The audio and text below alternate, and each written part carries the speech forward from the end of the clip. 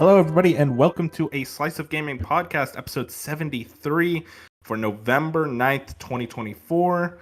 I'm your host, the Uncharted Wolf, and I am joined by two very special guests today. I am joined by, actually, a very special guest, Jat. Hey, Jat, how you doing today, man? Good. Yeah, it's good to be on today. Thanks for having me. Of course, man. Do anything special for Halloween? No, not really. Except play Metaphor. I guess just the horrors of being an Atlas fan is what I have to endure every day. Okay, geez, dramatic much. We're also joined by another guest. Well, not a guest. It's been basically a guest with how long it's been. Bench. How you doing? Hello, Bench? I am the professional gamer now, I guess. This guy gets a PS5 Pro and thinks he's the hot shit. Bench, how are you doing? I'm doing good. Gaming some, disappointed much, but it's whatever. Losing my faith in Atlas. You know how it is. God, this guy is still on about that. I want everyone to know. We'll get to it in what we've been playing. I had to endure like 6 months of yapping about a game he was quote unquote disappointed by. 8.5. Did I have to do the same thing with Starfield? What do you mean? You were way more excited than me. No, that's a lie. Skyrim's one of your favorite games. Okay, but Bench, would you say I talked about Starfield as much as you did with Metaphor? I think you thought about it more. I did not think about it more. Okay, we have a 2-hour podcast of y'all gassing it up. No, okay. Well, I got excited for it, obviously. I'm not going to deny I was like disappointed and I was like really excited for it. But also, Bench, here's the difference is I was excited for it and I thought it was trash. You were excited for Metaphor and you thought it was just disappointing at an 8.5. The score's gotten lower, I will say. The fact is, though, you were talking about it like it was your Starfield. Like, no. It is my Starfield. I don't think you understand how disappointed I was by Starfield. I don't think you understand how disappointed I was in Metaphor. No, you were not. Not to the extent. Yes, I will go into... Jat, you're a neutral third party. What's your thoughts? Yeah. So here's the thing. It's funny because I enjoyed both games enough. Like Starfield had good stuff going for it. Metaphor, I've got strong feelings for. Strong positive feelings for. And honestly, it's both your feelings are valid. It's like, it's totally valid to be hyped for a game by a studio that made a game you love. But now the question is, do gamers need to set their expectations? Because your favorite studio can put out a game like that might not live up to it. Like, what if GTA 6 isn't as good? Here's my thing. I think my expectations were set very accordingly for Starfield.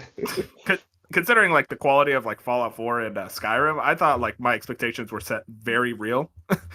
Bench was like, Metaphor's gonna be game of the generation.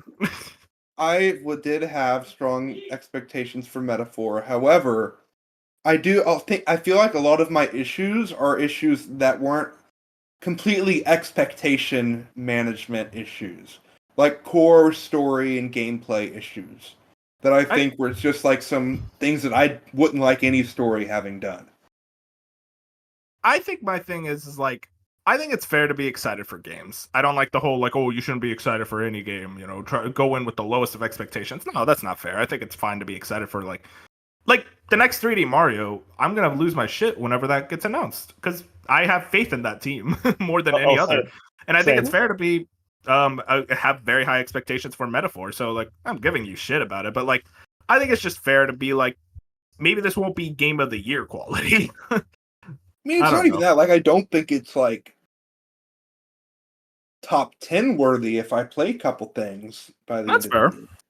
That's fair. Which I mean, like, if you would have told me 8 months ago, I would have slapped you across the face and called you silly.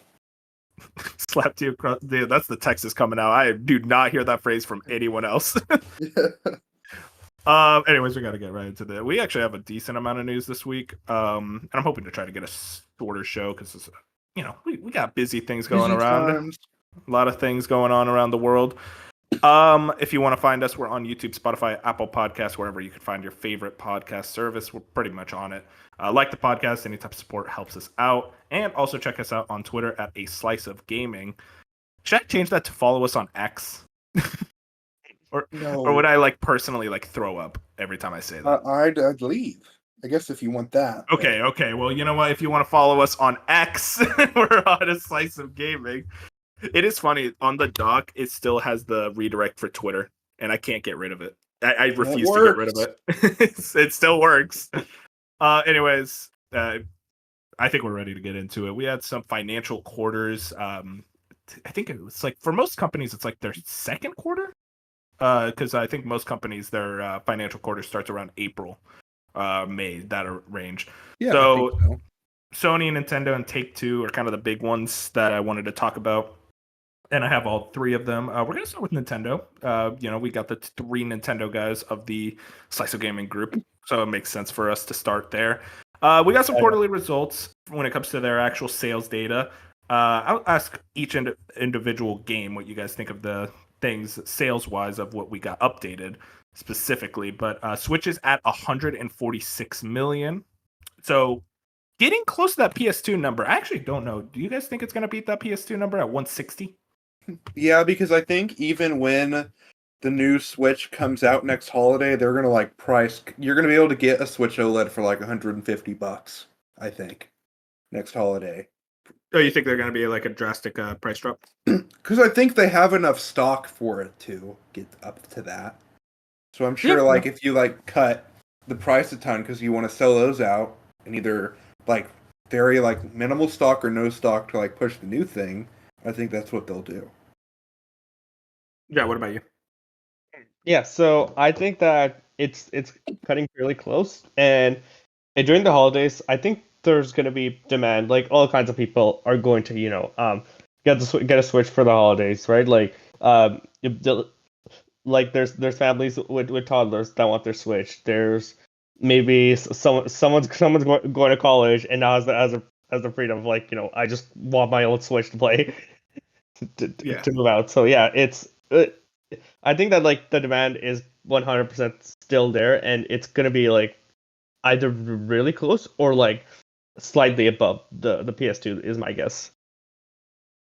Yeah, I think I'm kind of reaching that point more and more. I think right now Genki actually pointed out it is up about 2.62 million for this specific quarter when it comes to sales. So it's all about 2 million in about 3 months. So thing is, Switch, even with like it being in its like what 7th year now, it's still selling. Like still people are out and buying new Switches. And I think with that price drop, like Bench said, I think it could probably reach that 160 million. So I mean, I wouldn't mind. The Switch is a great console. It really much deserves that number. Software 1.3 1.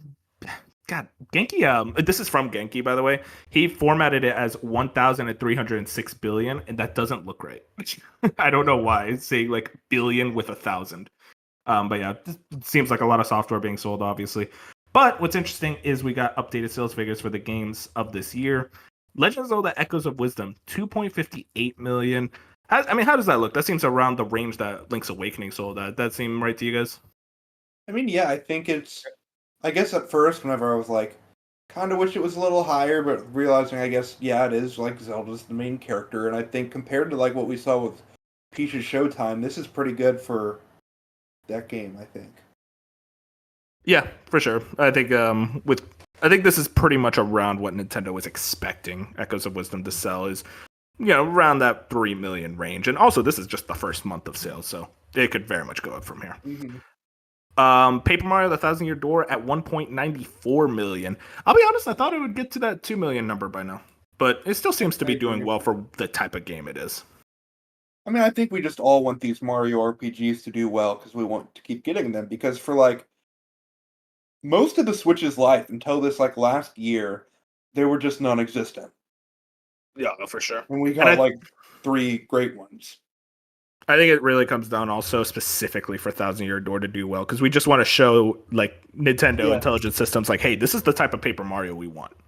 Nothing against like Origami King or whatnot, but like What was the thing that everyone complained about with that game is the battle system. So it's like, I like just a Paper Mario game, have that great story and writing and characters, but also have a fun battle system. Yep. And then Mario Kart 8 Deluxe, this is funny. Real quick, real quick, Mario Kart 8 Deluxe, 2.31 million. Another 2 million. This game never stops selling. I really hope we get a Mario Kart 9, because I'm getting tired of Mario Kart 8. Mario Kart 10. X. Oh, yeah. Sorry, Tour counts as 9. I really hope that's the case. That'd be so funny, because then we have to acknowledge Tour. But also, Not a bad game. The tracks are decent, because the best Nintendo mobile game that recently came out. Dr. Mario? Yes. Hell yeah. God, that Dr. Mario game, I remember when they released that, I'm like, what is this, guys? What are we doing here?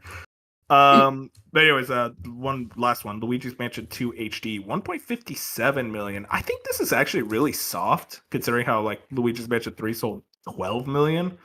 It's one of those numbers where it's like, interesting. It seems like a lot of people kind of know this is a port, and they're just not really interested in buying it again. It was $60. That's highway robbery. Yeah. And also, it just wasn't a very good port. It was just a very basic, like, it's in HD now. It was $40 on the 3DS. It costed more for HD. Like, what? Luigi's Mansion. I mean, I feel like they were trying to go off 3's success, but also, man, they're about to release Donkey Kong Country HD. That one's insane to me, because it's like that HD port doesn't even look good. That one is just like, this doesn't even look right. Like, how do you mess up a port of a Wii game? It looks worse, apparently. Yeah, there's some, like, the vibrancy of the colors. It's just like, ooh, what's going on here? But yeah, that's software sales and whatnot. I do real quick. I don't know if you guys know this by the top of your head, the top 10 best-selling Switch games. I'm going to go by number order. So the best-selling Switch game is, you guys know. Mario Kart. What's number 2? Animal Crossing. Yeah, Animal Crossing. Mario Kart at 64.27. Animal Crossing at 46.45 million. So that is a 20 million difference. I mean, there's another like 10 million difference in the next one. Yeah, 10 million difference for number 3. Smash. Super Smash Bros. Ultimate. And then number 4. Mario. Yeah. Oh, I was gonna say Mario Odyssey, but Breath of the Wild. Mario Odyssey is number 5. Breath of the Wild is number 4. You were close, Jet. Yeah. Then number 6. Wait. Okay. Oh. Mario Party. Nope. Ooh. Is it a Mario game? No. Oh. It's another big franchise. Oh, wait, Pokemon. Which Pokemon? Is it Let's Sword and Shield? Sword and Shield. That's the one. And then number 7. Scarlet and Violet. And then Scarlet and Violet. Interesting. I'm curious. Do you guys think Scarlet and Violet's going to outsell Sword and Shield eventually? I think it's just going to perpetually be like under Sword and Shield. I agree. I think that's something they noticed because it looked like shit. Yeah, I mean, it happens with every Pokemon game also. Like, if this happened with like DS and the DS era, when they released Diamond and Pearl and Black and White, Diamond and Pearl sold better than Black and White. Usually the one that sells first on the console is going to sell better. I mean, we're talking to like semantics here. They both sold over 20 million copies. Yeah, no. I mean, like, they're fine with it. It's not they're like, oh, it's over for us. Number 7. Oh, wait, no. 8. Number 8. My bad. Mario Party. Nope. Ring Fit? No. Ring Fit's not on this list. At least in the top 10. Is it Tears of the Kingdom? Did they come there already? Tears of the Kingdom, yep. 21.04. Wow. You guys think it's going to stay around that 21 million? Because it seems like the sales keep getting less and less each quarter. Yeah, unless they do something for Switch 2, which they could. Yeah, I like a re-release. Number 9. Mario Party. Nah, it's Mario Party. Yeah, there we go. Dude, it's Super Mario Party. Dude, the bad Mario Party game. Like, that's the worst part. You think Jamboree outsells it, or is it just gonna be like, it's too late? Maybe it's too late. Yeah, it still does well for Nintendo's like for their benchmarks, but yeah, it's not gonna get anywhere near there. Fair enough. And then final, what's number 10? Ooh, Switch Sports. Nope. That sounds better than you would think, though. Yeah. What is number 10? It's a game you guys haven't named yet. That's what's interesting. Oh. I know, like, the 10 to 15 is pretty tight. Yeah, it's like really, really close. Uh, hmm. I'll say this for instance, like Brilliant Diamond, I think is at 14 million. Let's Go is at 15 million. So so it sold more than both of those. This game, Whoa. I know that at least. I don't have the full like top 15. Yeah, and I know Luigi's Mansion 3 was like just under those, right? Yeah, Luigi's Mansion 3 is 12 million if I remember correctly. Yeah. If I remember right. What franchise is it? Mario. Oh, this is Mario. I would have thought Splatoon. No, Splatoon's 10 million, I think. Oh yeah, yes. And Splatoon's like. God, New Super Mario Bros. New Super Mario Bros. U Deluxe, 17. A game with a U in the title, with the Wii U is there. I totally forgot I owned that game until just now. I own it too. Yeah, We all own it. It was the only 2D Mario platformer on the system until a year ago. Yeah, no, I think it just came down to a lot of people wanted like a 2D Mario, and it's like, oh, okay, I guess I'll just pick this one up. But yeah, I mean, Switch. Do you guys think that top 10 is going to shift up in any way, like in the next coming year, or is it just going to wait until Switch 2 until we see like a drastic change? I think it's just until Switch 2. Yeah, because that top 10's been solidified for a while. Nothing's broken past New Super Mario Bros. U Deluxe, unfortunately. Yeah, I mean, yeah. Like there was when Scarlet and Violet came out. I think that was the last like new edition. Oh wait, and Tears of the Kingdom. Yeah. Oh, and Tears of the Kingdom. My bad. But yeah, from there, I don't think anything else can like burst into it. Yeah. Moving into the next story regarding Switch's financial report. This is kind of a one that we kind of knew about, but like it's good to get confirmation. Jordan Midler has this on VGC. Switch 2 will be back compat with Switch. Nintendo confirms. In a post on Twitter, a message from Nintendo President Shintaro Furukawa also announced that further information about the successor to the Nintendo Switch would come at a later date. This is Furukawa, the message reads. At today's corporate management policy briefing, we announced that Nintendo Switch software will also be playable on the successor to Nintendo Switch. Nintendo Switch Online will be available on the successor to Nintendo Switch as well. Further information about the successor to Nintendo Switch, including its compatibility with Switch, will be announced at a later date.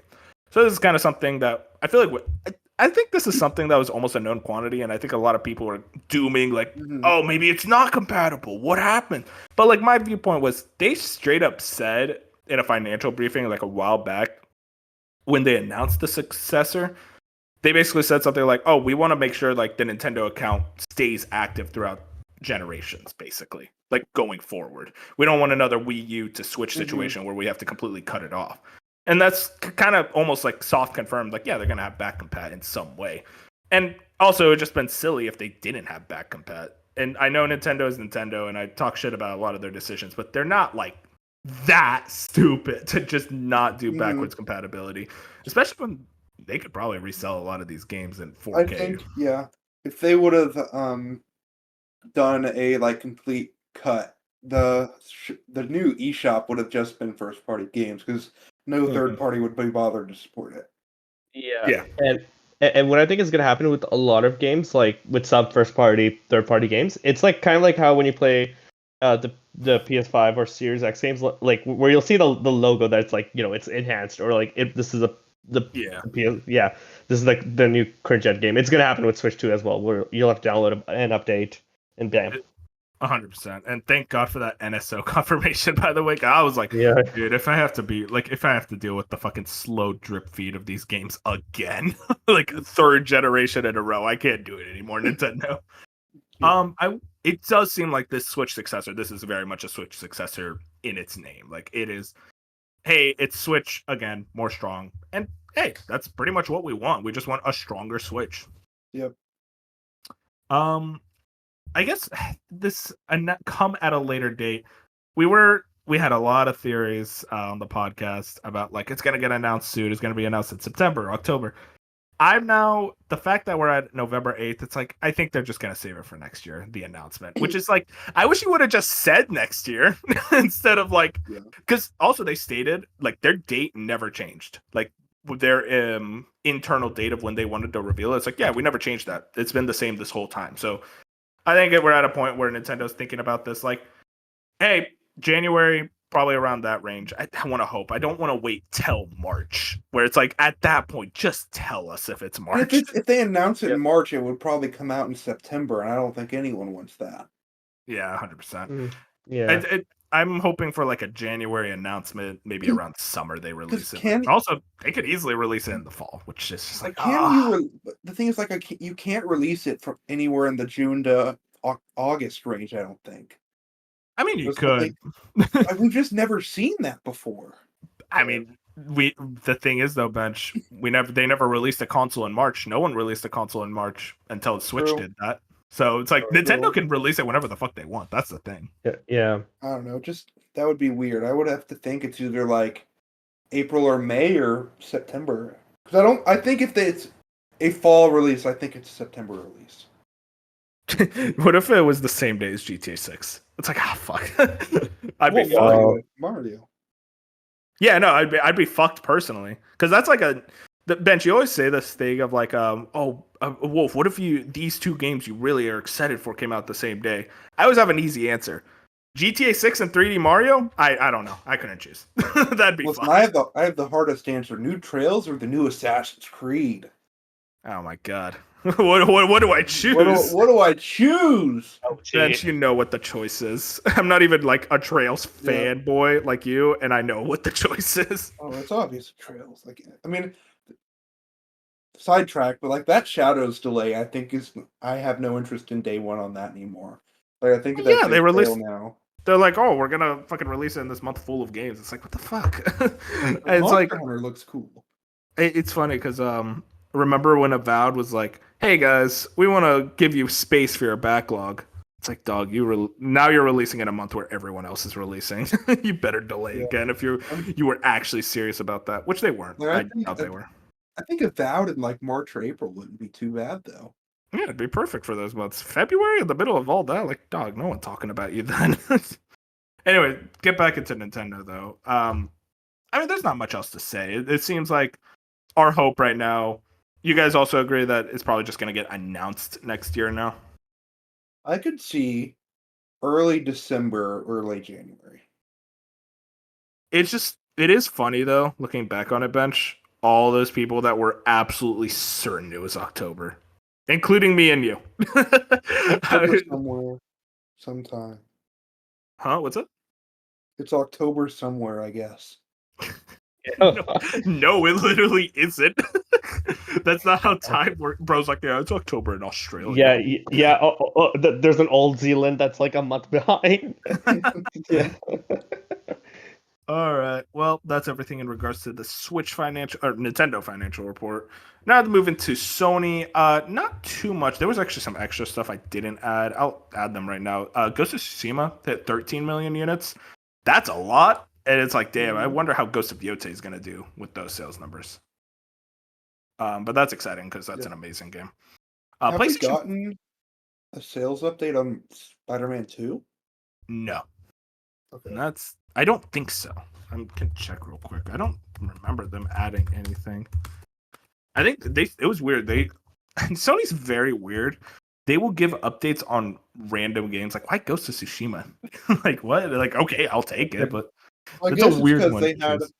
I had to guess with Ghost is that they know that they just announced the sequel and they kind of just had a big blunder and like this one sold well, so the next one's gonna sell well. Yeah, and also the sales milestone probably because it's 13 million. That's a nice flat number. Spider-Man 2, still the only update we ever got was it being 11 million at the moment. But yeah, nothing else on Spider-Man 2. PlayStation 5 has sold 65.5 million units worldwide. I mean, seems like right now, like PlayStation 5 seems to be selling pretty fine, even with the quote-unquote no games. You guys think this is like kind of where Sony wants to be with the console this far into the generation? I could see they maybe have wanted 70, but I think they're happy with 65. Yeah. I think it's around the range where PS4 was at too.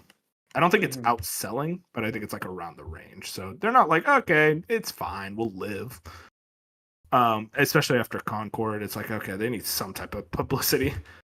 And also, according to our sales analyst, this is a horrific news story. You hate to see it. Astrobot has sold 1.5 million units as of November yeah. 3rd. Sony calls it a hit. They're lying. They're obviously lying because our sales analyst, Bench JC, said this is terrible. I didn't say it was terrible. I said I was disappointed in the sales numbers. I was expecting 3. I will say that. I thought it could hit 3. Here's the thing, Bench. I obviously want this game to sell 30 million. But like, I know my expectations when it comes to the sales numbers of these type of games. Like 3D platformers outside of Mario don't do gangbusters. Unless your name is Mario or Crash. Like you're not doing gangbusters. Also, this game is selling faster than Crash 4. And something that Sony noted that's very fascinating, 37% of buyers were new users who hadn't purchased a first-party game in the past 2 years. So that's just like an interesting stat of like, okay, now you're getting like people that don't necessarily buy all the Sony first-party games, clearly buying this game as well. You're attracting new people to this product, to the ecosystem, and that's a very good thing. I think Sony looked at this as like, this is perfect for us. This is kind of what we want it to be. Also, this game does not have a crazy budget. 1.5 million, they clearly have made a profit off this already. Mm-hmm. Yeah. And the thing I'm curious about, because in that 37%, like it could be, people who've had their PS5s for a bit and mostly playing third-party games, waiting for that first party, but it could also be people who just recently bought a PS5 and saw this cute little new game coming out. Yeah, so that to me is very interesting, and yeah, I think this like I'm glad that Sony's happy with their success, and I'm hoping Asobi gets to keep making more games, because as we've seen with news, it takes literally one game to make a difference of if a studio gets to make more or not. 100%. Yeah, and I think that's the big important thing, Jai, that you pointed out. Sony likes these sales. Sony's happy with these sales. Obviously, like, but we're not. But it's literally the consent meme. It's just like, I consent, and then Bench in the back is like, I don't. I don't think these are good. But I mean, the thing is though, like, obviously we'd want like 5-10 million, but here's the thing is like, if Sony's happy with the sales, that's the most important aspect, because that means they're like, okay, we're happy with this, let's greenlight a sequel. Let's like get another one in development, or grow the team further, and maybe they can work on like some other stuff on the side as well as Astrobot. I think this is exciting. I'm very happy to see my little guy do even better. But it's not good enough. I will say, man, it's like, God, I wish everyone liked Astrobot. Every human being. Like, we need a little bit of Astrobot, especially during these times. Final financial report. Take-Two Interactive. Okami Games has this updated release targets for some of their biggest games. The big one here, so okay, we have Borderlands 4, the fiscal year for 2026, which that doesn't mean it's 2026. It's April 2025 to March 2026. So around that range. I kind of expect 2025, but very possibly I think they're just like kind of pushing that as a cushion, as like, oh, it might get delayed. Mafia: The Old Country, fiscal 2026, same date range. Judas to be announced, still nothing on that, which is weird considering it was the first of these games that was announced. But the big news here, Grand Theft Auto 6, still very much slated. They are double downing, triple downing, fall 2025. Does it hit this date, Gal? So I want to say yes, but I'm also very hesitant on it. I want to believe. I really do. I think my thing is, I think this was kind of their last, I don't want to say their last chance to announce a delay, but this would have been the most comfortable they would have been to announce a delay. Is like around a year out, because now they already set up marketing. They already set up all this stuff.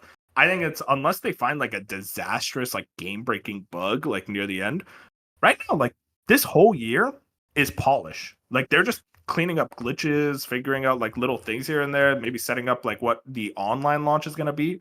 But like GTA 6 is like a fully playable game. Like it can release now and probably be fine enough. Like, but they want to make sure they get that polished down to an absolute T. But yeah, GTA 6 fall 2025, cannot wait. But also we got news. Take-Two confirms it has sold whatever remains of its private division publishing label after mass layoffs and studio closures. Ethan Gotch had that on Twitter.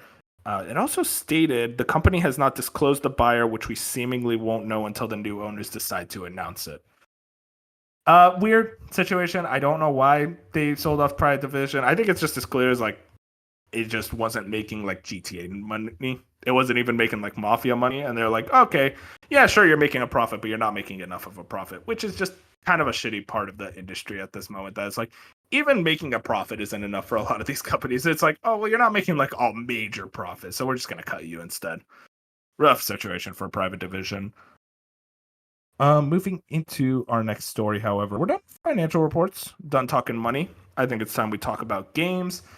And specifically, Death Stranding. Andy Robinson has this. Hideo Kojima's Death Stranding is now available for Xbox in a surprise release.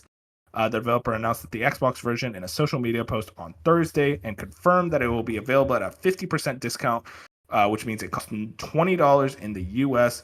The announcement was made as the clock ticked to midnight in Japan, marking exactly 5 years since Death Stranding was first released for PlayStation 4, which could suggest that an exclusivity agreement expired.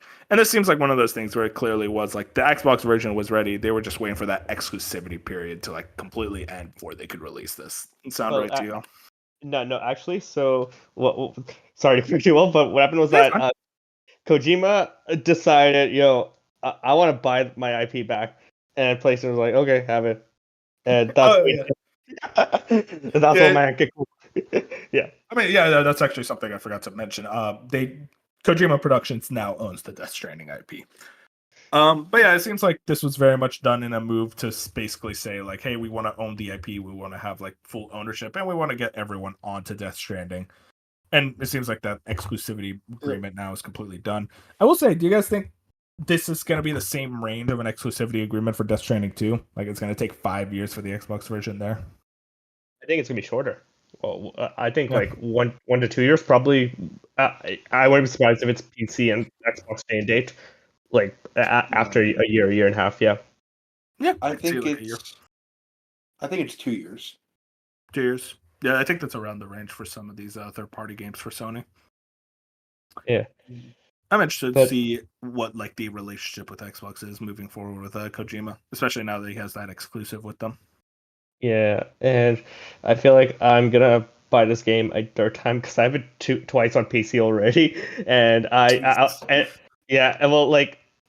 now because I only have a Steam Deck and it's not gonna look good on the Steam Deck, so I'm like, okay, I should get on Xbox because I heard it is like an experience. Like both of you have played it, right? Yeah, love it. Yeah. I think that's the type of game that's a Steam Deck game though. It's a very relaxing game to play on the Steam Deck. Oh yeah. Yeah, it's because it's very like melancholy. You're doing a lot of walking around. It's kind of a nice like handheld game to play, maybe while doing other stuff. I will say the cutscenes are very long. Like a lot of those cutscenes, you're gonna have to sit down and relax. Damn, but graphically, like, is it like anything impressive? Would you say? It's an impressive game, but like at the end of the day, it's still a PS4 game, so it's not like it's a recent game that was like really pretty. I can't even think of one. It's Spider-Man not like 2. Pushing the boundaries. Yeah, like it's not Spider-Man 2. It's very much a very impressive game, but it will also look impressive on your deck. Yeah. It's better than buying the game a third time, Jet. Jeez. Yeah, Kojima needs that money. Hey, you gotta support the guy. Moving into our next story, some TV news. Mass Effect TV series in the works at Amazon from Fast and the Furious 9 writer. This is from Joe Otterson at Variety, a source that we never source, but hey, at Variety, here's your one. Now you're finally put on the map. Now the slice of gaming has used you. Mass Effect TV series is officially in development at Amazon MGM Studios. Daniel Casey is set to write and executive produce this adaptation. Kareem Zreik will executive produce under his Cedar Tree Productions banner, with Adi Arad and EA's Michael Gamble also executive producing. Exact plot details are being kept under wrap. I will say, Fast and the Furious 9. Jet, have you watched that movie? I have, and I don't remember shit about these movies. Like I've watched, I think like 5 through 10 for these movies, and they're all a blur. Like I know this one didn't have Dwayne Johnson in it. Yeah. I mean, I think it's interesting to have, because like that just doesn't seem like the best fit. Fast and the Furious for Mass Effect, it's like, that's a weird choice. Bench, what do you think of Mass Effect? Yeah? Listen, if Henry Cavill's in it, I'll watch it. If he's not, I'll probably still watch it. But hopefully it's good. Great commentary. Listen, if this guy I like is in it, I'm in. If he isn't, I'm still in. But I mean, he's also the GOAT. So listen, I mean, he'd be a good shepherd. Yeah. He was like, there's a photo of him like reading some like script for a Mass Effect show that years ago that like I guess nothing ever came of it. So that was pointed out. It was previously reported in 2021 that Amazon was in negotiations, but there have been no updates on the project till now. So maybe it's the same project, and it's like now it's actually moving forward. I will say, there were some people like, oh, you have to do Fem Shep. I'm sorry, y'all. This is gonna be male shepherd. Like, if they do the shepherd storyline, because it's like, y'all, who's on the box art? It's male shepherd. Like, no one. Most of the gaming community, most of the people who have played Mass Effect do not know what a Fem Shep is. I'm sorry. Like, I don't even. But I will say, I am intrigued by this. I don't have much faith if it's the Fast and the Furious writer. But also, I mean, like I say that, but Amazon is a very the Fallout show was amazing, and maybe they could kind of strike gold twice in that regard. Yeah, I want to hope, but it's just not. I can't really get excited for these adaptations until I watch trailers and shit. It's like if all this boardroom meeting, it's like this guy's writing it. It's like I don't know. I can't really say I even much. think cast is something. Like if we see some good people getting involved and they see something, then I think it could be cool. 100%. Moving into our next story, WB Games will double down and focus on a few key gaming franchises moving forward, says CEO, the GOAT, David Zaslav. Shinobi has this. Mortal Kombat, Hogwarts Legacy, Game of Thrones, and DC, in particular, Batman, were the ones named.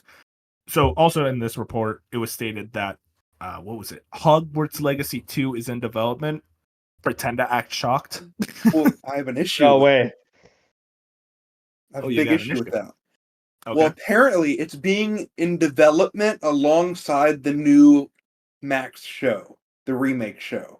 And apparently they're connected in some way. And I have a problem with that.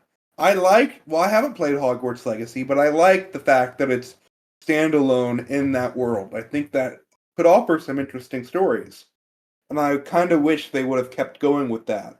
Because it's not really like a legacy if it's like the current stuff, I guess, but they'll do what makes the money, I guess. Yeah, this seems like one of those tie-in things like you used to see a lot back in the PS3 era of we're going to release this alongside a movie or TV show to try to get multiple fronts of money coming in, cash flow coming in, and people are excited for the same thing in that way. Well, apparently the narrative is tied to it in a way, and that's what I don't like. It's not just going to be a release around that time. Apparently, they're together as a thing. That's interesting. I don't know. It feels like one of those things where it's which one would release first then? Because you'd be crazy to try to go oh, we're gonna release them on the same day. They're both far out. They're both far out. They're still casting people for the show, and this is obvious. It's a game that takes 4 or 5 years to make, so they'd probably still line up. What would they call the new Hogwarts show then? Wait, would it be called a Harry Potter something? Harry Potter's not in it? They already have a name for it. I'm not sure, but it's just a remake of movies in a TV show form. Oh, interesting. It seems though that Boycott didn't do anything, huh? Nope. I really was. It really was an interesting situation when that was all going down. A lot of people, but very rightly so. It's your opinion, but also some people going way overboard about that whole situation. It's I get it, guys. I get it, but it didn't do anything. The game sold 30 million, and a lot of people really enjoyed it. But apparently, it don't go for the platinum. Fusion loves Merlin. What's it called, Jet? Did you have something? I don't know. Because I mean, obviously, when you make a game that's decent, because I played through Hogwarts Legacy, it's a decent game, and I'm very surprised by Avalanche. If you see their previous track record, I'm pretty sure they made a licensed Cars game or something before Disney Infinity, man. Come on. Disney Infinity, yes. So they've come a bit of a long way, and as long as it's decently playable, And because so many people are nostalgic with Harry Potter, both the books and the movies, that's why it's sold really well. Yeah, that brand attachment, and there's a reason they always put, like, if you go to Hot Topic, there's like a whole Harry Potter sections, and usually near the front of the store. Yeah, no, 100%. I think it's one of those things where the brand is so powerful that it's like you could say you're doing a boycott, but like it's just not going to affect the wider, like, not even the gaming audience, the wider audience, the wider amount of people out there in the world, which Harry Potter is a mega IP. Like, people are going to buy it no matter what. So yeah, very fascinating situation going on. I will say it's funny. They said, and DC, in particular Batman. You still have a Wonder Woman game. I don't know why they didn't name drop that one. I don't know what's going on with that game. Maybe Batman's gonna appear in it. Dude, that'd be honestly sick. Just turn it into a Justice League game. Dark would probably come in here and talk for 3 hours about how it's a bad idea or something. I don't know. Moving into our last story, Call of Duty Black Ops 6. We got some sales. Konami Games has this. Call of Duty Black Ops 6 sales are down in the UK, 15% compared to MW3, and then 46% on MW2. But if we actually look at the other sales numbers, PS5 sales are up 30%, PC down 18%, Xbox down 67%. Sales split is PS5 70%, PC 16%, Xbox 10%. Overall sales on PlayStation Steam up 60% year over year per Satya Nadella. This very much seems the case to be Game Pass doing its thing, where it seems to not have affected the sales of the actual game, at least on platforms where Game Pass isn't on it, PlayStation and Steam. But in platforms where there is Game Pass, more specifically Xbox, it seems to very much like people are not buying Black Ops 6 on Xbox, they're playing it through Game Pass, which is pretty much what Xbox wants, I think. Mm-hmm. Yeah. I think it's very much a win-win situation for Xbox too. I think this is like, hey, we're getting our sales and we're also getting Game Pass subscribers. And it's like, that's what they want. They want to get both, basically. They want to have their cake and eat it too. And in a case of Call of Duty, that works. I'm just curious how it works for like something like an Avowed. I mean, I think if they're seeing with Call of Duty, they're seeing a future on where the Game Pass thing can work. If they have it like you buy it on the other platforms, but you get it on Game Pass on Xbox. And I think that this might be like where it finally clicks into place where that vision can finally work. Well, not in the superintended way, in a way that makes most people happy. Do you think in the next, let's say the next year, we're going to start seeing day and date for like everything? Yes. I think a lot of the announced stuff that hasn't been announced as multi-platform might have that window. Like, I think Fable won't be on PlayStation day and date. I don't think Perfect Dark will. But I think there's going to be a pretty quick turnaround like Indiana Jones has. So, I think it'll be pretty quick. Like, I think we see Blade on PlayStation. Mm-hmm. Yeah, I'd be curious to see how that whole situation shakes up. Definitely considering the whole... I feel like the very big, like, reaction, the shock reaction of everything going on back in February of this year, that feels so long ago, to the point where now we're just like, we kind of just accept this is kind of Xbox's strategy moving forward. And it doesn't seem to, I don't really think it affects the gamers nearly as much as people want to make it out to be. It's like, hey, just buy the game or play it on Game Pass. Like, it's still an Xbox console. It's still there. Moving into reviews of the week, only one worth talking about. Slitterhead got reviews. It's a 65. Yeah. But the big review of the week is Mario Luigi Brothership. Listen, I got nothing to say about Slitterhead. That's why I didn't add it. It's like, what do you want me to say? It looked bad and it turns out bad. Okay, shocker. We must speak on IGN. Mario Luigi Brothership is sitting at a 79 on OpenCritic. Hey, Eurogamer gave it a 4 out of 5. Games Radar gave it a 4 out of 5. GameSpot gave it a 6 out of 10. Nintendo Life gave it a 9 out of 10. IGN gave it a 5 out of 10. That review was bullshit. Wait, actually, here's a little bit of a quiz for you guys, because I just looked this up. Between Slitterhead and Mario and Luigi, guess which one IGN gave higher? I think they got the same. They were both 5, right? Yeah, they're both the same. kind of a trick question. Yeah. They're I- both like- the same quality, man. I just didn't think that was a professional review, in my opinion. Yeah, no, You're- I haven't read the review itself, so I have no real comment on that specific part. Watching But I will that say- Kind of Funny Games cast. Oh, I couldn't subject myself to that, so I could hear what one of the Kind of Funny members go like, "I played it for an hour, I liked it." It's like, and then they have the IGN person on, and no one to like combat against that. it's okay. I'll be on next week.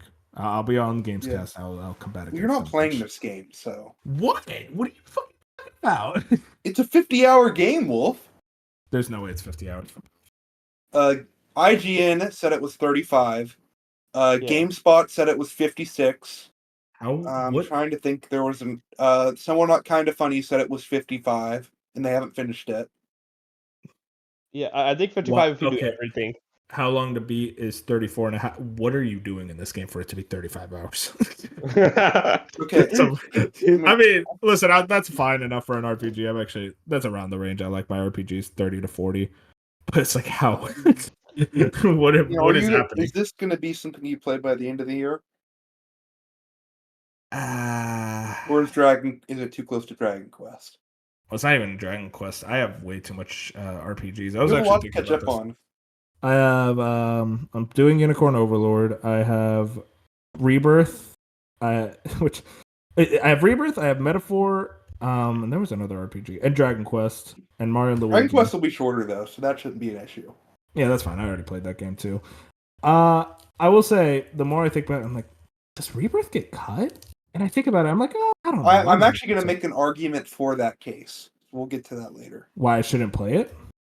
Yet. Okay, yeah, I was like, I just don't want you to play it. I don't like you. It's like, hey, that's Yeah. nice. I respect that. Gatekeeping. No, I respect gatekeeping. Hey, listen, if Bench wants to gatekeep me, hell yeah, learning from the best.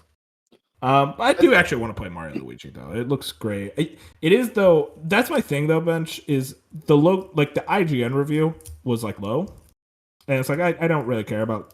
Like I don't think about Logan playing. Nothing against him. It's just like not a reviewer I go to. But I think the big thing was Jeff Grubb was talking about it, and he was kind of like, it's okay. And it's like that's the person that like when it comes to Mario and Luigi as a franchise that I trust. But he didn't like Dream Team, so he's a fake fan. I don't know though. Like he loves Superstar Saga. That's his favorite Mario. That's like the only one he's completed. No, he likes Bowser's Inside Story. I think he played. But that. he's never beat it. Really? He's only played Superstar Saga. He's a fake fan.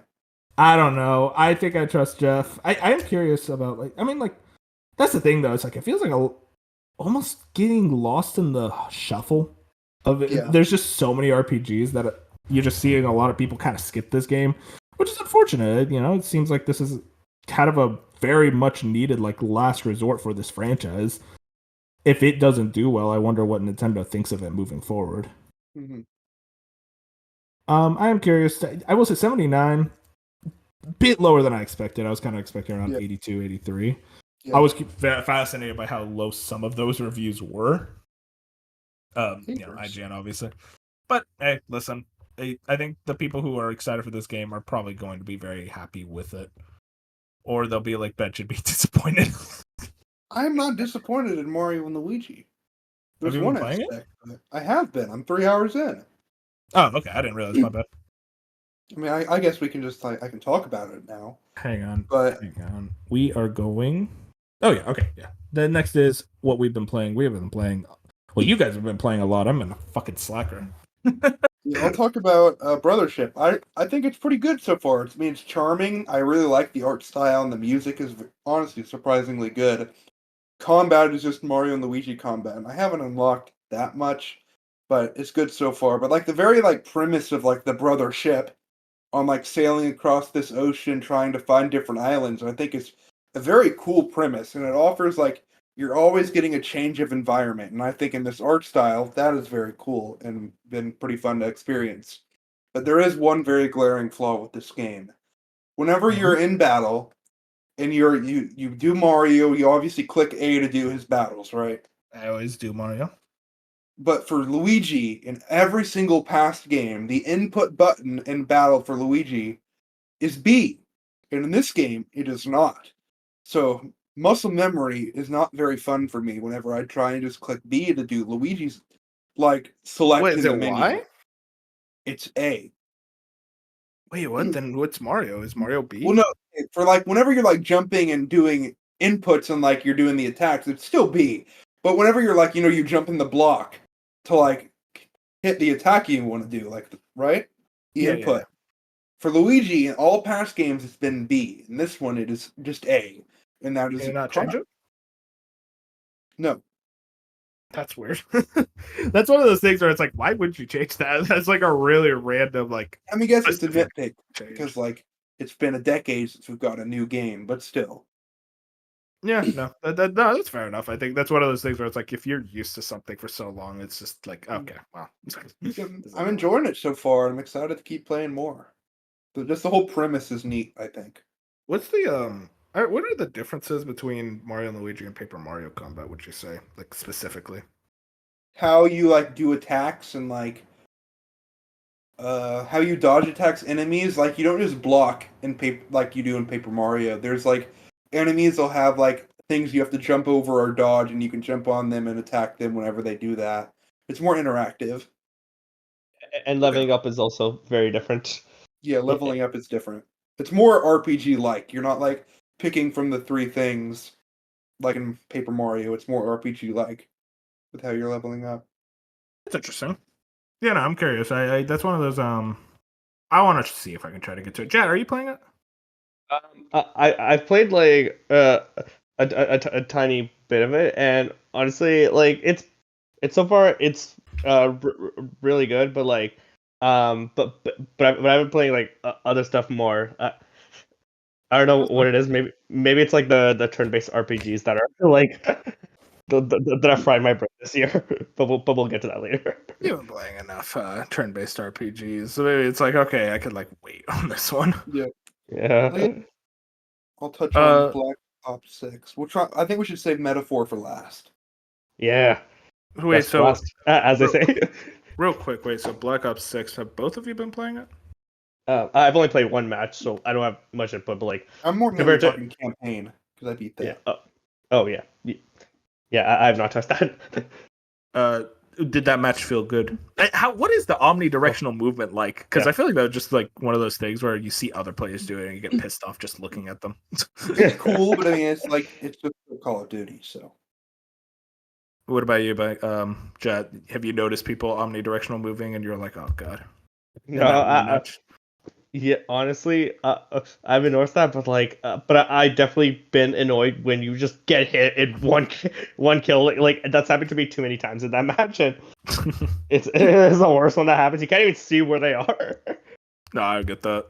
yeah. But Bench, tell me about this campaign as someone who has not played the others. It was shockingly amazing. Like I was going into a Call of Duty campaign thinking a couple hours, shooting up, have some fun. But I got like a very good story and like 11 levels with very good level design and some really just fun characters. And it was just a lot of fun. Probably one of the best shooter campaigns I've played in recent memory. Titanfall 2 is still better, but I think that that's like edging up on that. Like nothing's better than Titanfall 2. But I still think this was like very memorable. I'll be thinking about it. It had one level that was like a horror level, and it was terrifying. I was very impressed with this campaign. It was also long, like 7 or 8 hours. Yeah, I heard it's like by far and away the longest Call of Duty campaign. Yeah, it was just good, really good. I'm curious, is the gameplay changes they made noticeable when playing the campaign, or is that like one of those things where it just doesn't feel that different? Not really. It's still Call of Duty. Okay. It's like that's what keeps it away from Titanfall 2 is just that like unique gunplay and with mech action combat. It's what kind of like elevates that above anything else. I forget this. So this game takes place during Gulf War. Gulf War, yeah. Yeah, Gulf War. That's cool. Yeah, I'm interested. I love that kind of era in U.S. history, and I know Bill Clinton's in the game. That's one of those things of like, oh. And also, the level design is just really good. There's like some Hitman infiltration stuff. It's very spy stuff, infiltrate, right? And it gives you like different ways to conquer objectives. And then there's one like open world level where it is like an open world where you get a map and there's different things you can do. and most of it's optional. It's like an open world. Then there's one more other open-ended level, which I mean, I was very impressed with this. Kind of sounds like Modern Warfare 3, but this time it's good when it comes to the open world stuff. Mm-hmm. Yeah, no, I want to try to get to that. It is one of those things where I am so behind on COD campaigns because I was just like so disenfranchised. I was just not interested in the franchise after a while. Yeah. But I think this is the one that gets me back in. I want to check out Cold War. Oh, that's my big thing. I mean, yeah. But the thing is, it's on Game Pass, so it's like, okay, there we go. Yeah. I've also been playing Dragon Age, and honestly, I spent an hour in character creator and like 10 minutes in gameplay. All I gotta say is the game looks very good, especially on the PS5 Pro. That's it? I guess. I mean, yeah, I can't say much, but like the character creator stuff was really cool, so I enjoyed that. Bench is now the master of playing 5 games at once, but playing only 1 hour of each. Yeah. Well, I also got to play Silent Hill 2 more. I haven't beat that yet. Oh my god, you still haven't? Oh, dude, you're nowhere close. Yeah, apparently the PS5 Pro update isn't out yet, so I'm just gonna wait for that. I'm in no rush. Yeah, no, that seems smart. I mean, hey, we were gonna talk about it. PS5 Pro, it's out. You got one. Yeah. Paid $700 for it. I did, and I think you got the best word to describe this is it light? Future proofing. Is it light? That's a big thing I'm curious about because the PS5 is actually decently heavy. Yes, does it feel a lot lighter? Considerably smaller than the base PS5. That's good to hear. Okay, like it's not even just like lighter. It's a smaller machine. Like holding up the two together, the one we got near launch was like a lot bigger and beefier. Yeah, I'm curious because like something like the PS5 Pro, you would think like, oh, since it's the Pro, it's going to be heavier, a lot more shit in it. But it's like, no, I heard they actually really reduced that form factor.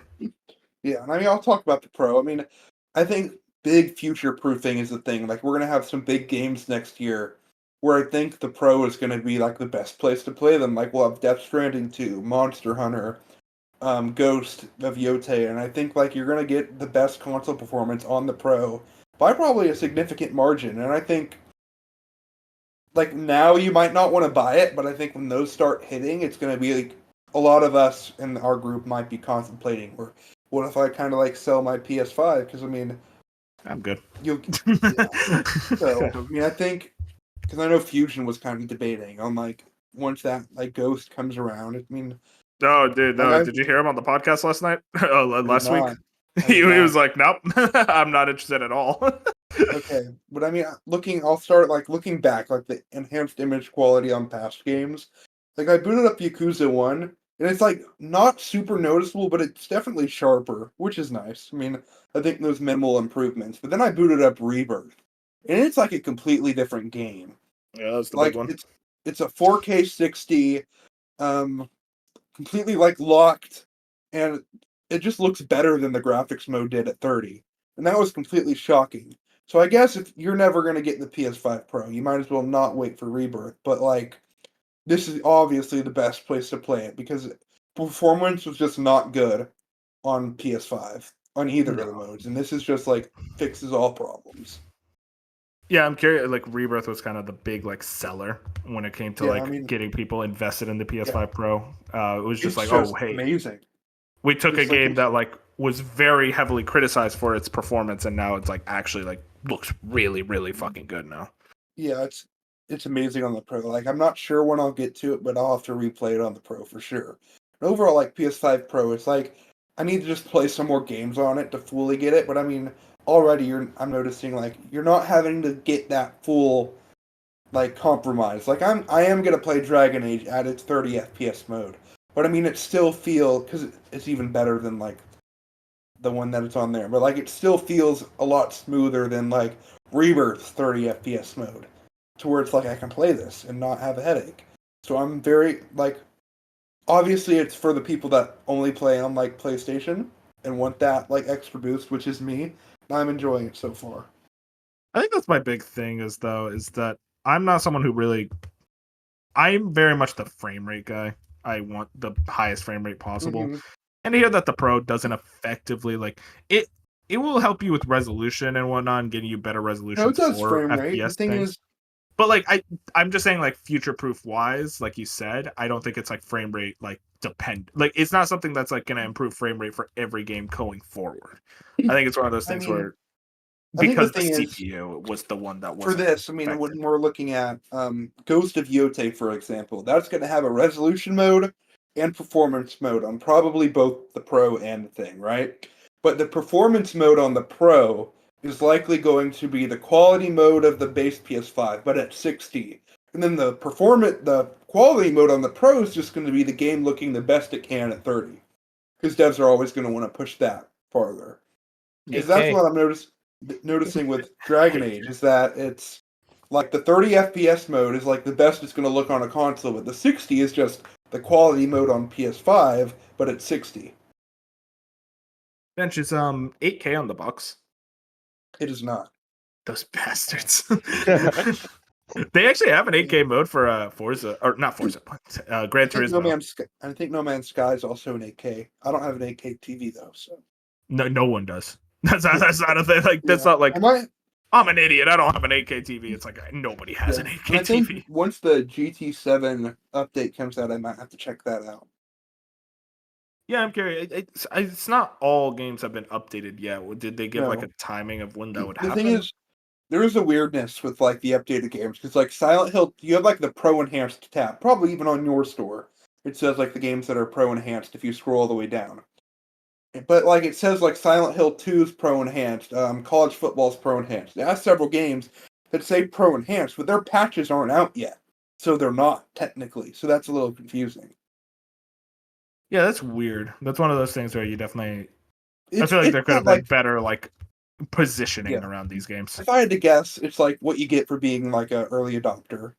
It's like whenever you bought a PS5 day one, you're gonna have like not a lot of like PS5 games, and I think it's gonna be kind of a little weird for a little while. So if I had to, in the coming months, you'll have those games that are gonna get their patches and probably even expand past like further games, and then everything coming out day one will have that patch. 100%. Like you're not gonna have to worry about Monster Hunter Wild just having to wait like 2 weeks after that comes out for the patch. That'll just be day one. Yeah, that's definitely something I'm gonna be curious about, like how they handle all this moving forward with the patches, with the weird thing of like what developers are actually going to be utilizing the PS5 Pro. I think pretty much every major third-party game will be Pro Enhanced. Because I think it's something that Sony is going to actively pursue. Or maybe even require. I doubt they would require it. That's the thing. It's like, I feel like you want to really be careful with like really pissing off the third-party partners, but also you're Sony. You can do whatever the hell you want. Like, I think Monster Hunter is going to have that Pro mode. The new Yakuza is already confirmed to have the Pro mode. So. Yeah, no, Monster Hunter is definitely one that like is going to benefit from it too. Because I heard from people talking about the beta, it's like, this game does not run well at all. And I think another example of like just the Pro's extra power is that Metaphor on PS5. It's like it has a couple frame dips, but it's not always like a locked 60. But looking at the Digital Foundry video, it's like because it's an unlocked frame rate. So whenever it's on the PS5 Pro, it is like above that 60 FPS constantly. So you're going to notice that with games that have just unlocked frame rates, they're just going to run better. Yeah, I'm going to be curious how PS5 Pro shakes out for Sony in the long run. I think this is going to be one of those things that I will say I definitely noticed a lot less vitriol when the thing was actually releasing. I think I just saw people go like, okay, whatever. let it come out. It's not going to do anything like disastrous for the company. Next one I want to talk about, Pokemon TCG Pocket. I think we all been playing this, correct? I don't know if Jad has. I have. Oh yeah. Yo, I literally did a wonder pick for a 20% chance to get one of those like special cards of Snorlax. I didn't get it, and I was mad. I convinced those are rigged. Dude, the wonder picks are the worst because it's just like, oh, we're gonna show you them and then shuffle them. It's like, fuck you. I don't want to know that I fucked it's up. It's not even a shuffle you can read.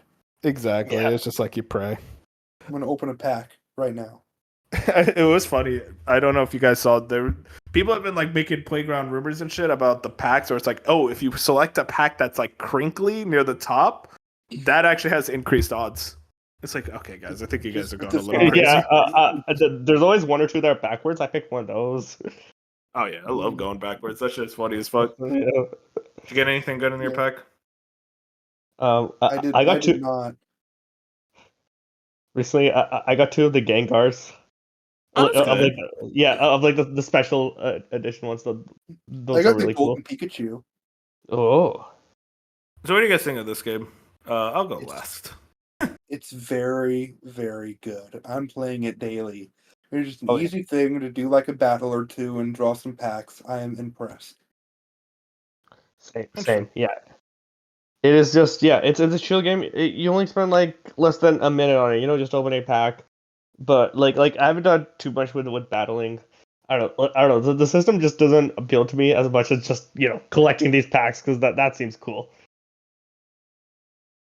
Interesting. Yeah, it's fine. I don't know. I think people are a little overzealous on that. It's a fine enough game.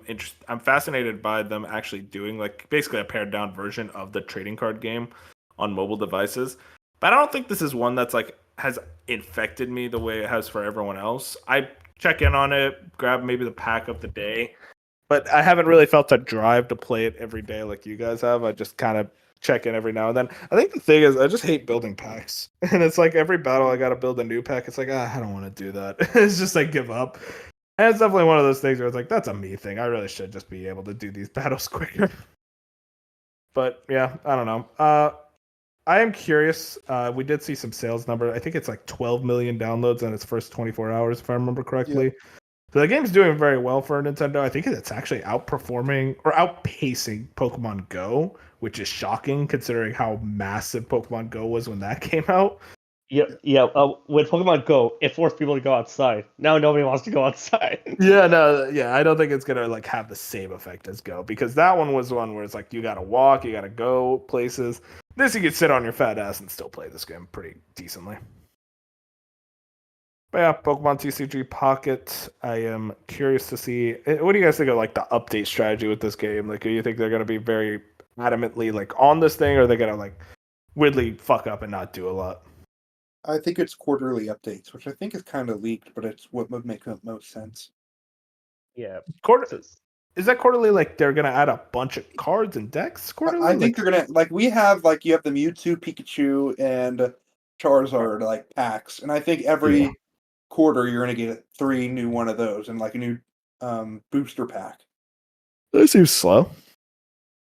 I don't think so, because I mean this pack has like over 200 cards in it.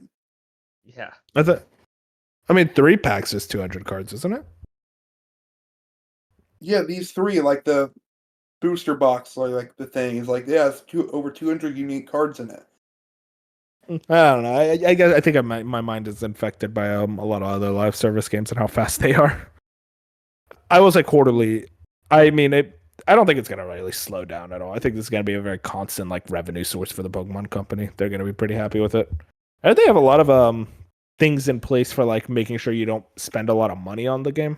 Though I don't think have you guys felt compelled at all to spend money? I have the premium pass. Okay, there it is. Which I think I don't want to pay for the tokens. I think if I have the premium pass, I'm content with that. If I keep playing it, I'll get rid of it. But I'm playing this game a good bit, and I'm fine throwing $10 a month. I think it's that. Maybe it's 5. I'm not sure, but I'm fine with that. Mm-hmm. Yeah. Jet, I want to move on to you. You've been doing Life is Strange, I assume. Yep. Life sure has been strange lately, and this game came out last week, I believe, and I started playing it last night. I just got to the sequence right before the opening, and this is one of the things having played the first game and the third game, it's Life is Strange really gets you engaged with the characters at first. You get to know them, you get to know the main character, you get to know their friends, and whatever the community is they're around. And then as you get to know them as it plays out, the crazy shit happens. And it's usually towards the end of the chapter is when all this crazy shit happens. All right, now this is gonna be the prime focus. And in this game, it's a murder. And, a murder. Yeah, it's murder. No. This is in every Life is Strange game, a murder.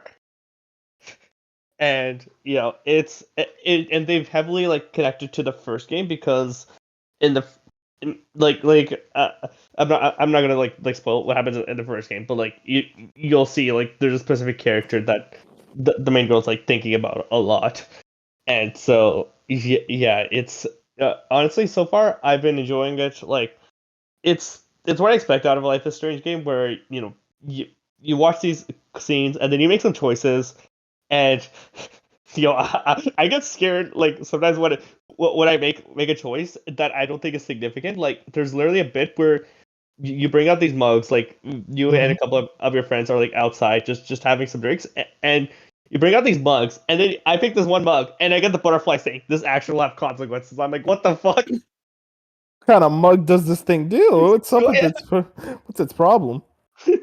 I know, yeah. So I'm like, oh my gosh. So yeah, that's another thing I really like about these Life is Strange games is that there's so many like opportunities, and I don't think I've done the chapter yet, but like at the end, because you can like connect to like the internet and everything, it will show you like what people picked more of like for each choice, and I find that really cool. I think Telltale does it as well with some of their games. But yeah, Persona does that. I remember. yeah, oh yeah. I think so. Oh yeah, right. Yes, that's true. Because for each of like the social links and everything, it's like yeah, this is how many people went in the dungeon. This is how many people spent time with this person. Yeah. Mhm. But yeah, I'm excited to see more of this, to solve this murder, and then of course it's a Life is Strange game, so the main character has some sort of superpower, and I don't actually know what it is. I'm gonna find that out soon. I remember the last one was emotions. Yep, empathy. That's your superpower. Empathy. That's it. It's like damn, that's a crazy superpower choice. But yeah, no, it's good to hear you're enjoying it. I hope it stays because me and Future were talking about it last week, but it seems like reviews are pretty soft for the new one. I'm curious to see what your how your feelings change throughout the experience. Yeah, so it's the same. Like I'm hoping at least it's like a decent experience for me. Otherwise, that person could give a rating a 2 out of 5 from Dick Sardo. I have questions. I mean, hey, listen. At the end of the day, if it's like not the best, it's a short game, right? Like what, 7 hours? Yeah, exactly. It's like 7, 8 hours. Yeah. Yeah. Curious. I'm very interested to hear your thoughts moving forward. Final thing. You guys can yap about this. I am no bearing on what the conversation goes. Metaphor. Bench finished it. Chat, are you close or what?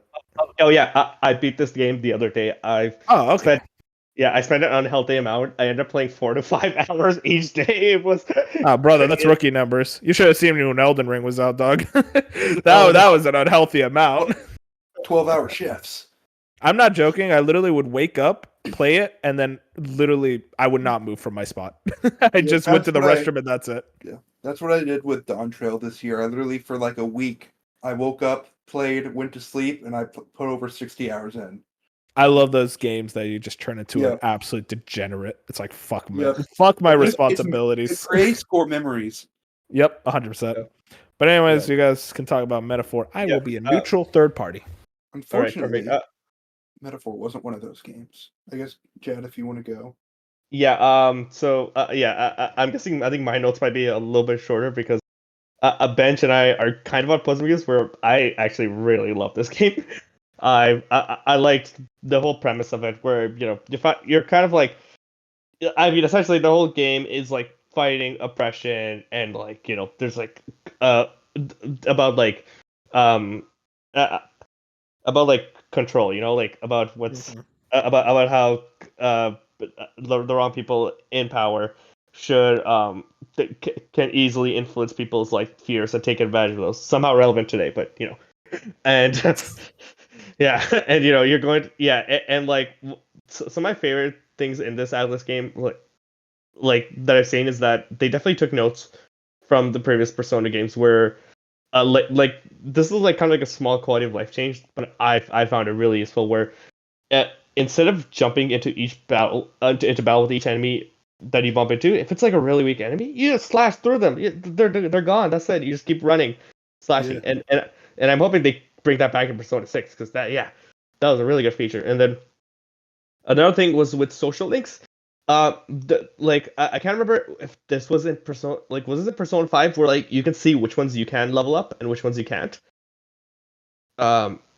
Because that's another feature I really liked in this one, where it like told you like, oh, these ones you can level up, this one you can't, or like there's like a certain condition you have to be like you can only like either go to the ship to talk to them, or like you have to have a certain skill leveled up.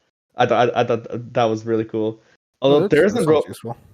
yeah, right, like it's very much useful. Although there isn't romance in this, but without spoiling too much, there's definitely a couple scenes in the game where the main character gets at least a little bit intimate, just a little though. And yeah, the dungeons were cool. Like there weren't anything that stuck out. I think there were like maybe a couple bosses, but that's about it. Like I just thought they were fine as they are. But I play these games more for the characters and the stories, and the social link characters. Like they're smaller, only 14, but like only 14 characters.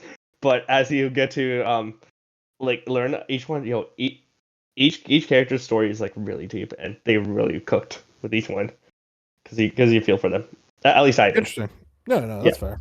It definitely it seems like you connect with them more personally as characters as you go on. Yeah, and then and then like you end up appreciating them, like especially like at the end, everything wraps together. You get to see like some of these characters again, and you're like, yeah, this is nice, and yeah, I loved it. It's my game of the year so far. Now, Bench. Wait, real quick. What was the hour count for you, Jet? Oh, so because I end up playing on the easiest mode, because I play on the easiest mode, I end up doing this way faster. It was around 46, 47 hours. That's the fastest. God, mine was 65. These games, is it that hard? Is it that hard to just make it 40 hours? Just a nice flat 40 hours for everyone playing it. Like, is it that hard? That's frustrating. Real quick. Jet, game of the year so far. Yes, game of the year so far. Let me lend you my PS5 so you can experience Astrobot, okay? Like, let's get No. Jet won't like Rebirth. He needs to play Astrobot. He'll love Rebirth more than he'd like Astro. Okay, so if Jet likes me more, then he'll like Astrobot, and I know he likes more. me. He'll like Rebirth more. Oh fuck. Okay, this is really tough because here's the thing. I played Seven Remake last year. Really enjoyed it, but Odyssey is like Mario Odyssey is one of my all-time favorite games. It's a great 3D platform. You like 3D platformers like me, so you'll like. Trust me, if you get to Astrobot eventually, I know you'll love it. Tifa. Oh my god. Fuck, that's also a good point. You want to know? Hey, Tifa's in Astrobot. Damn it! She's not. I fucking hate Square Enix. They're such a dark garbage company. Put our characters in the greatest game of all time. Anyways, Jet Bench. I will talk about Metaphor now. As you have probably all heard me gas up Metaphor for the last 6 months or a year. Yeah, trust me. We hear it a lot more outside of the podcast. Anyways, continue. Yeah. Well, I guess Wolf got his wish. I was very disappointed with Metaphor. What wish? You don't like me to be happy. That's crazy. That's actually insanity. Yeah, you hate watch everything I do. Like, I hate this. Hey, man. Okay, anyways, continue, please. Before it breaks I was disappointed with most aspects in Metaphor. The characters individually were good, not great. But I think some of the other Social Link non-party members were fantastic. But I think as a coherent unit, the main party was pretty flat. And didn't feel like they came together until, like, one of the final cutscenes, which I thought was very disappointing. I don't think a lot of the game's themes hit at all or were hardly noticeable, and I think a lot of, pretty much every single major twist in the game are things I've seen done in other media, including previous Atlas games, and are so much better in that, and done such poorly in this game, to the point where, like, it just was, like, hard to get through, and, like, you could call everything that was going to happen, and it was uninteresting. And I think the music in this game is good, but I mean, Persona music is just so much better. Well, I'll say this, Bench. Do you think you were just disappointed because you like Persona more as a franchise? Like, if you've never played a Persona game and you played this, I'd still have issues with this because I think the story in general is just not great. I think a lot of it's kind of like meandering, and I think the parts that the pacing isn't good. I thought the parts that should have been extended were like very cut short. Like there's one instance where I think it should have been like a whole dungeon, and it just was a boss battle, and that was disappointing. And then I think the dungeons in the game are like bad, like bland JRPG bad. And I mean, I guess you could say comparing it to Persona 5, but also like these are the people who made the palaces, some of like the best JRPG dungeons ever. And all the dungeons in this game, besides the first one, are so unbelievably bland and uninteresting, and no fun gameplay mechanics are happening. And that was just disappointing. Interesting. What about the combat? I think the combat's good. I think like the press turn system was good. The archetypes are good. I still do prefer the personas. But I mean it was just a fun time. I think the action combat is good. I just Trails did it better.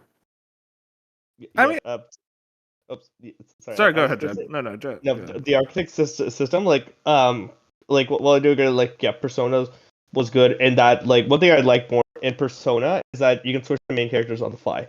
But one thing I really like about this game is that you can strategically play around, see which character you want the archetype to match with, so they're not necessarily locked to one like in the Persona games. So Yeah, like, but I also like the unique design of the personas though. It made when they like awaken more impactful. I do like them, especially when like some of them were like based on like Hindu gods, and that actually hit me. I'm like, yo, Oh yeah, those are cool. Like those are Vishnu. sick. Yeah. So I guess I can say that this was not going to be in my top 5 of the Soggies. Hang on, Bench. So does that mean Astrobot is higher? Oh, for sure, without a shadow of a doubt. Thank God. Like You know, without it, like Astrobot is the much better game. It's not even close. I had fun. you with hear that, Jat? Astro. Let's get I you to had fun with Astrobot, buddy. Astro. Let's get Like, you to listen, Astrobot, so it's your listen. goatee, Jat. Now, kidding. Like we're saying, like I was disparaging Astro earlier only because of Rebirth. That's not to say Astro was fantastic, amazing game. I It's know you just don't like hate Rebirth Astro. though. No, I What? mean, listen. No, I know you don't hate Astro. Fantastic If game. we know anyone nearby that hates Astro, I will go over to their house. I just want to point that out.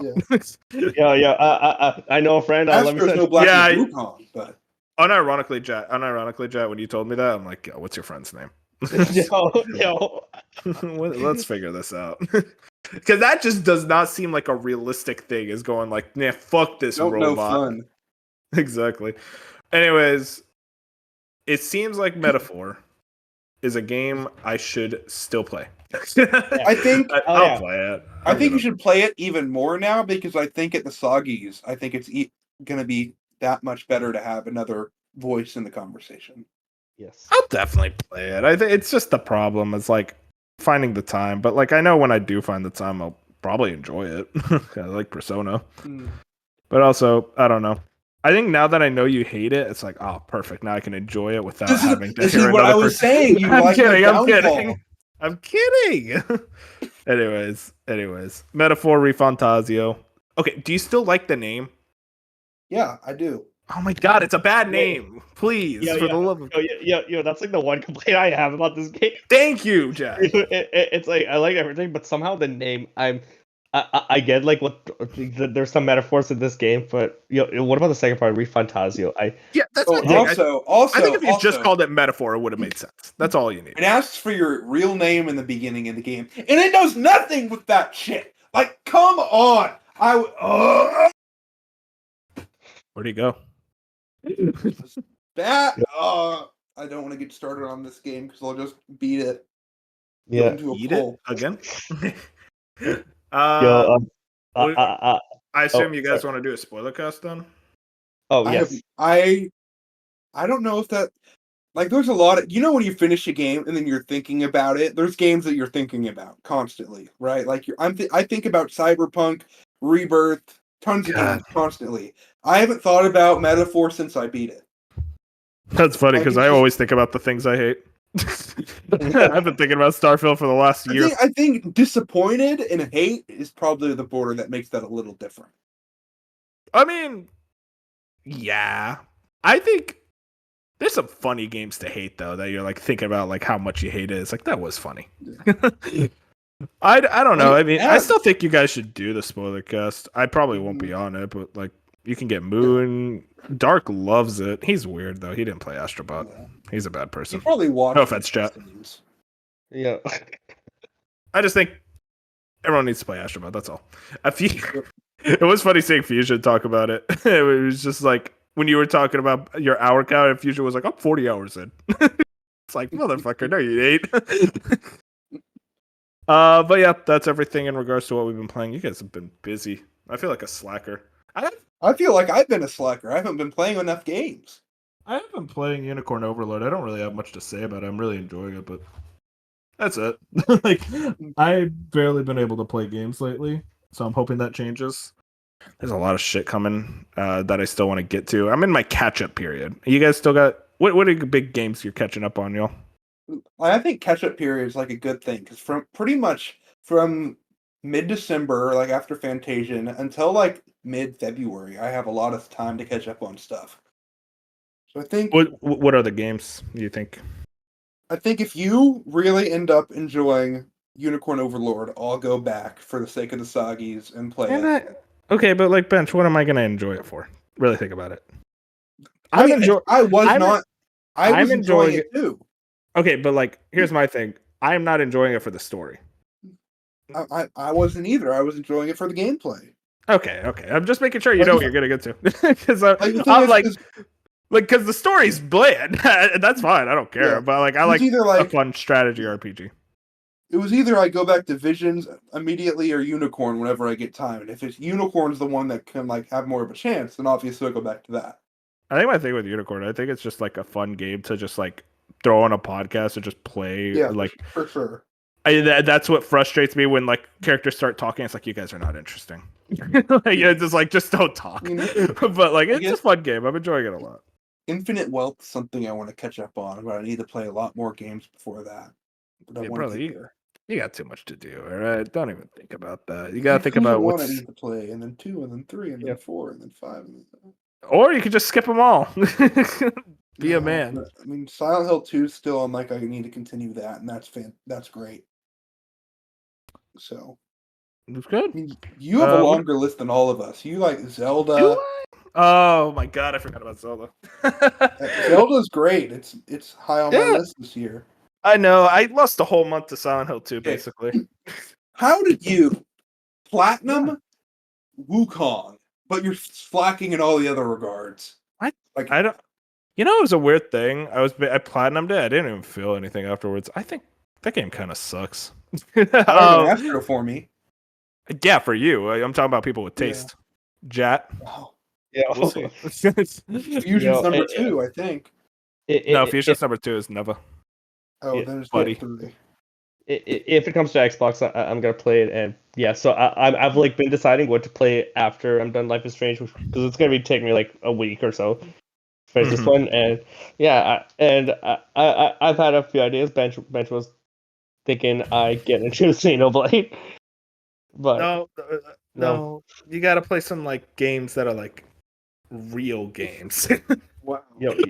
Well, do you have any interest in Dragon Age? 0, literally -5. I do think you need to get to Rebirth. You need to play Rebirth. Hang on. Before we get to me, Jat's still talking about it. Jat, you got any other games you want to check out by the end of the year? Honestly, the number one, when Indiana Jones comes to Game Pass, I'm gonna play that. But like before that, the number one game for some reason is Death Stranding that I want to check out. Dude, fuck yeah. Yeah, I think you'd like that. Hell yeah. Bench, you were yapping. What were you saying about me? Because you always think about me. You need to play Rebirth. Like I'm not mad. Here's my thing. Here's my thing about Rebirth. If it wasn't 80 hours, I would have played it by now. That's a game where I have to set aside a block of time where I'm not busy and I'm able to just like be full wrap mode and actually go through the whole thing. That's not I'll play little increments here and there. It's just not a type of game where I can do that. I understand. The holidays are coming up. For some people, that means you're busier. For others, it means maybe your schedule lightens up. And hopefully it's the latter for you. I mean, I hope so. I that's my thing. It's like I got Unicorn Overlord that I'm still playing. I got Rebirth. And then from there, it's like stuff like Echoes of Wisdom, Stellar Blade I still haven't played yet. I have a shit ton of games that I still really want to get to by the end of the year, and it's like I don't have the time to. And then it doesn't help when I'm like, oh, maybe I should replay this game instead. It's like I need to get those thoughts out of my head. I think you should play Reaper. I mean, you always say that, bitch. I don't That know. combat. That's fine. That's fine. Fine. We need to end this podcast. I was spoiled by Sekiro, man. That's all I'm saying. Anyways, we'll end the podcast. You're saying you don't like it just because to get it to my nerves. It's not. I like it. I like the combat a lot. I actually think it's awesome. I'm not Dark who's lying just for the clout. Best combat in gaming. Let's calm down. Anyways, that's the end of the podcast, y'all. We've been talking way too much. Pretty fun podcast. We had a good time. Talked a lot about games. Apparently, Mr. I haven't been playing a lot. Apparently has been playing a lot. Really? Yes, you have. You played more than me, and this is an off week for you. Though, granted, it's been a big off week for me. I've been just binge watching TV lately. I don't know why. You need to get in the house. I'm not watching House Bench. Anyways, if you guys want to find us, we're on all your favorite podcast platforms, YouTube, Spotify, and all the like. Like the podcast, and also check us out on Twitter at Slice of Gaming. Anyways, thank you all for watching. Say goodnight, everybody. Good night. Good night.